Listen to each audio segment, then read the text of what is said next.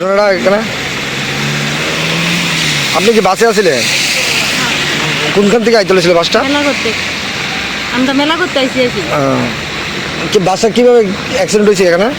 আমরা তো কইতে পারতেছি না, আমি বই আসছিলাম। তারপরে দেখি এই গাড়ি রাইতেছে আর এই গাড়িটা এইটারে এমনি আগে বসছে আর এটা এদিকে চালাইতেছে, চালাইয়া করে সেদিকে যাই কাটতে গেছে। ড্রাইভার আছে না লিঙ্ক করে দিচ্ছে। তারপরে আমরা বিশ্রামগঞ্জ যাই যাবো পদ্মনগর এসে গাড়ি এমন তো করছে আমরা করে আসতে চালান এক সময় কাটতে গেছিল। তারপরে আবার এদিকে কোন সমুদ্রে রেখেছে আমরা গাড়ি সবাই বুঝতেছি যে আসতে চালান এমন মেলা করতে কিছুক্ষণের মধ্যে আয়া পড়ছে গাড়িটা হেড রিং করে রয়েছে। তো এরপরে এমন করে বুঝতে পারে আমরা তো সব মহিলারা চিল্লাচিল্লি করতেছি। তারপরে কি ড্রাইভার আছে না জানালাটা খুললে ছেড়ে লাভ দিয়ে গেছে লুকাই গেছে। এরপরে আর কইতাম পারতাছি না স্যার। কেমন মানুষ আহত হয়েছে নি? ও অনেক লোক হয়েছে তারপরে নিচে গেত গাড়ি দিয়ে হসপিটাল নিছে। আপনি ব্যথা পাইছে? তো আমি কোনো পায়ে ব্যথা পাইছি, মানে হাঁটতে পারতাছি না। আমার এই গাড়ি চিল্লে গেছে হাঁটতে পারতাছি না।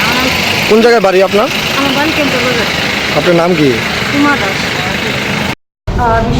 বিশ্বজিৎ সাহা নামে একজন পেশেন্টকে ফায়ার সার্ভিস নিয়ে এসছে।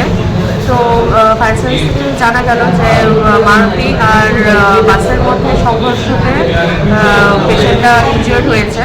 ইনজিওরির পর এখন বিশালগড় হসপিটালে আনা হয়েছে। আমরা প্রাইমারি ট্রিটমেন্ট করেছি আর পেশেন্ট এখন স্টেবল আছে। ঘটনাটা কোনখানে হয়েছে? ওটা হচ্ছে 2 নম্বর দুই নম্বর গেটের সামনে।